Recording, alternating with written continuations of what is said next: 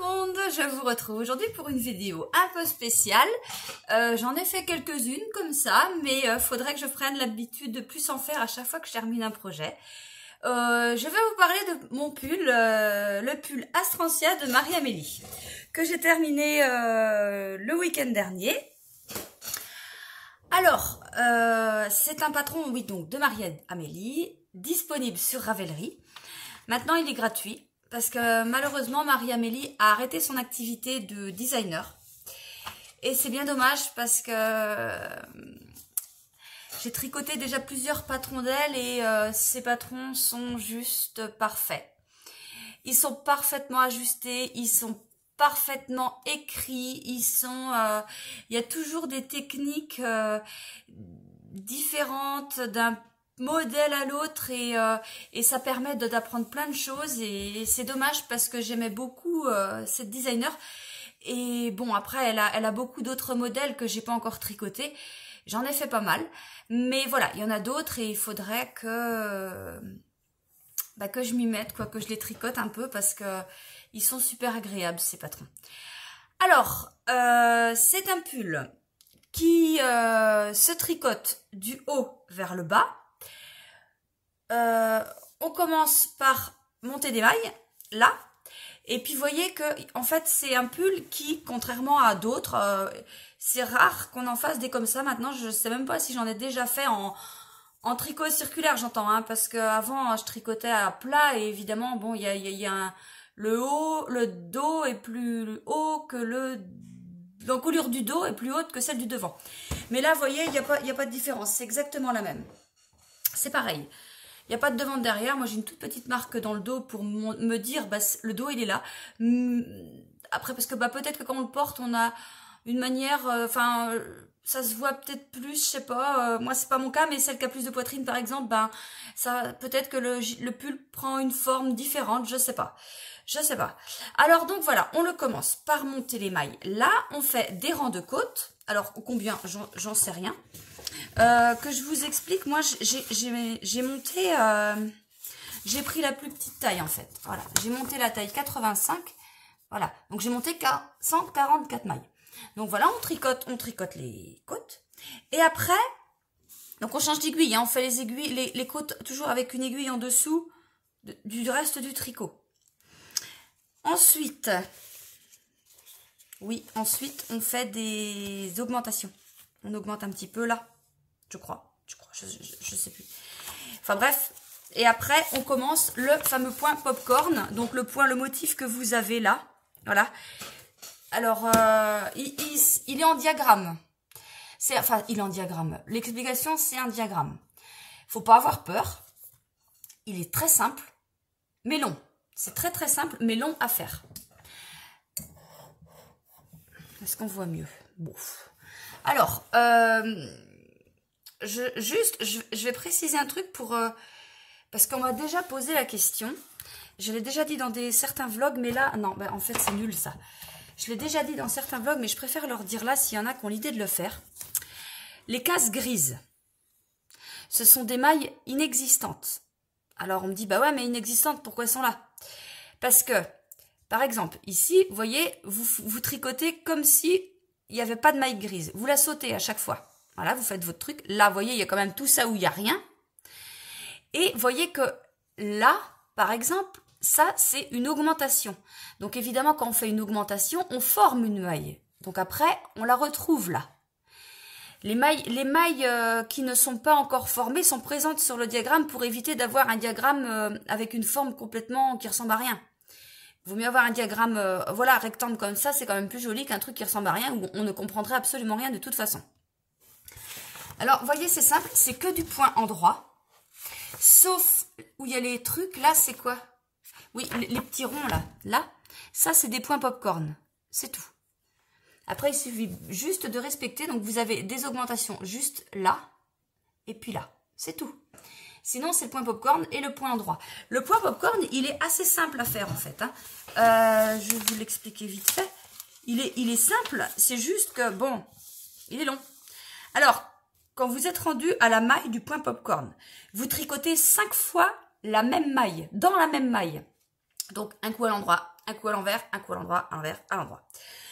Voilà, après, voilà, on remet ces mailles-là qui sont sur l'aiguille droite, on les repasse sur l'aiguille gauche.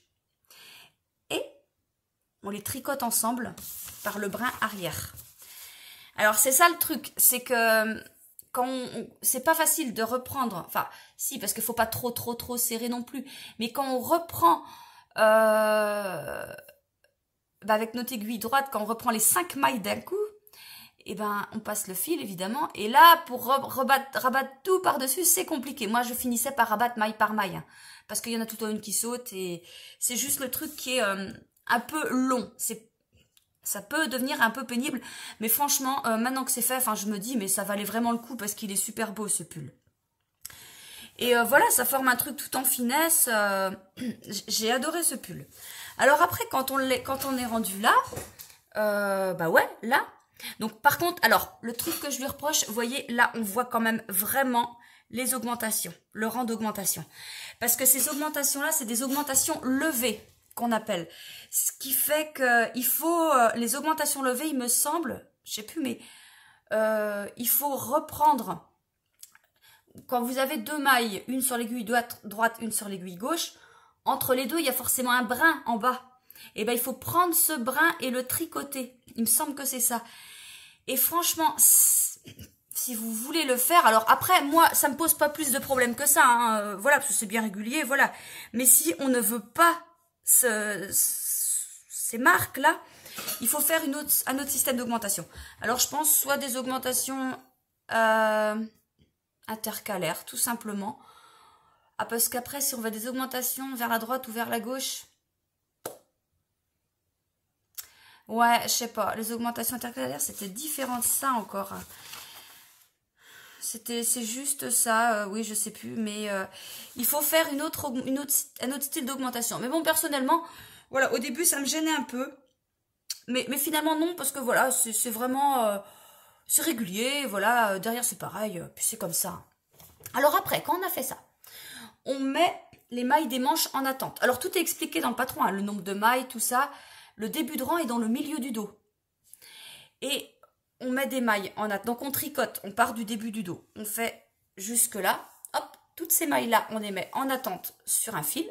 Enfin, moi, c'est ce que je fais. Je me sois sur un fil. On continue à tricoter tout ça. On remet les mailles-là en attente sur un autre fil. Et on continue jusqu'au début du rang. Et on tricote. Et au bout d'un moment... Là, on voit le patron, on voit que ça creuse. Vous voyez, ça forme la taille. Et au bout d'un moment, voilà, on diminue quelques mailles là, enfin à intervalles réguliers, et après, on réaugmente. Et après, on le finit. Allez, lève-toi. On le finit en point, en côte. Et les côtes, j'ai fait moins long, pareil. J'ai fait un petit peu moins long que prévu. Moi, j'aime pas avoir de trop grandes côtes.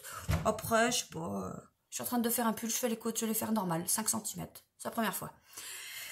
Oui, non, parce que je vous explique. Parce que c'est un pull, le gilet que je fais, on le commence par le bas. C'est différent, voilà. Mais on n'est pas là pour parler de ça. Et voilà, donc après, une fois qu'on a fait le corps, on reprend les manches, les mailles qu'on avait mis en attente, et on tricote, on reprend des mailles sous l'emmanchure pour éviter d'avoir un trou. Et c'est des mailles qui, après, on renlève. Non, on les diminue pour avoir le bon nombre de mailles. On les diminue le rang d'après, c'est juste pour ne pas former ce trou. Alors moi, j'ai fait les manches différentes de ce que Marie-Amélie préconise. Moi, j'ai diminué à intervalles réguliers. On les voit les diminutions là un petit peu.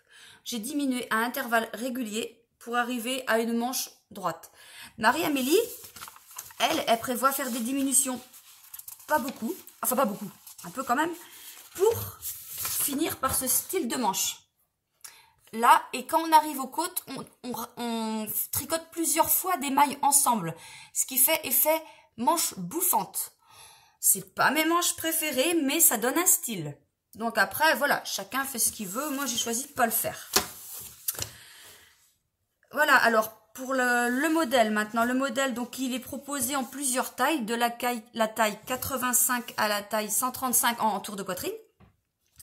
Donc tout est bien expliqué, hein. De toute façon le patron il est gratuit, tout est bien expliqué, il est en français, parfait. Voilà, après on nous parle de la laine, donc il faut entre 1060 mètres et 1760 mètres. Ah ouais, j'ai pas compté en mettre. Enfin bref, mon pull, il fait... Oh, je l'ai pesé tout à l'heure. Faut que je note. Ça y est, ça m'en vient. 245 grammes. 245 grammes. Les chevaux fait 400 mètres. Ça fait 800... Eh ben 1000, ben je suis là. Je suis à ça. C'est écrit 1060 et une vache presse et je suis à ça. Et voilà. Et puis, évidemment, après, plus on fait un peu plus grand, plus il faut de laine. Aisance positive de 2 à 7 cm au niveau du tour de poitrine. Oui, c'est vrai, parce qu'il me serre pas. Il est très bien, il y a de la place. Donc, il y a une belle aisance. C'est très, très bien. C'est très, très bien. L'échantillon. 26 mailles pour 34 cm. Je suis dedans, hein. Je suis dedans. Par contre, ah bah si, elle avait écrit aiguille 3,5, bah j'étais dedans. J'étais dedans. Alors voilà, sinon, oui, bah rien de spécial sur ce patron. Je vous ai expliqué, je regarde si j'ai rien oublié. Non, c'est tout, voilà. Voilà. Sinon, ma laine, la laine. Donc j'ai utilisé, moi, pour le faire, mon Méribambou coloris argile. Le Méribambou, non, je tourne, ça je veux mieux voir. 80%, je sais pourtant, 80% mérinos, 20% bambou, c'est du figurine, 400 mètres pour 100 grammes. Et donc, coloris argile. Donc, il y a des nuances. De toute façon, vous voyez bien ce que ça donne. Hein, voilà. Il y a des petites nuances. Alors, ouais, vous voyez ce qu'il me reste. Juste, il me reste ça. Pourquoi j'ai deux écheveaux? Pourquoi j'ai deux bobines dans les mains? Parce que j'alterne mes écheveaux. Chose que je ne faisais jamais avant, que je ne trouvais pas l'utilité de le faire, parce que je ne le faisais jamais, je n'ai jamais eu de soucis. Et voilà. Mais bon, maintenant, je me dis, en tant que teinturière indépendante, tu peux pas te permettre de pas le faire. Tu dis de le faire et tu le fais pas. Donc, je le fais. Et alors, c'est tout simple, hein, une technique tout simple pour alterner les écheveaux. Donc, jusque-là, j'ai pas alterné. Hein. Jusqu'ici, j'ai pas alterné. J'ai gardé un seul écheveau, voilà. C'est après, quand je suis arrivée au jersey en droit, là, je me suis dit, tu vas alterner tes écheveaux. Comment je fais? Donc, quand il y a un moment, donc on arrive au début du rang, là, paf, on prend l'autre pelote, enfin l'autre cake, et on tricote. On tricote jusqu'à 3 mailles avant le changement de fil. Quand on est rendu là, on glisse les 3 prochaines mailles. C'est tout. Et après, on prend le fil qu'on doit prendre et on continue. On refait un tour et on arrête à 3 mailles du prochain changement de fil. Et voilà, ainsi de suite. Ce qui fait que, au fur et à mesure, on décale notre tour de rang, notre début. Oh, je ne sais pas comment m'expliquer. On décale, en fait, on décale le changement tous les 3 rangs, tous les 3 mailles, tous les rangs. En fait, ça bouge. Ce qui fait que j'ai commencé mon changement donc dans le dos. Et puis, bah, petit à petit, je me suis décalée, quoi. Alors, j'ai pas fait de... Pour les côtes, c'est pareil, j'ai pas alterné. Hein. Et les manches, c'est pareil. J'ai pris un écheveau et un écheveau. Enfin, une pelote, un cake et l'autre cake. J'ai pas alterné du tout. Je me suis dit, c'est pas grave. Et puis, ça se voit pas du tout. Hein. Voilà, alors ouais, le Méribambou, c'est tout doux, c'est tout souple, c'est parfait. Franchement, pour moi, c'est mieux que le Mérinos tout court. Pour moi, c'est plus doux, voilà. Mais c'est différent, mais après, chacun ses goûts, mais non, t'es concentré, toi.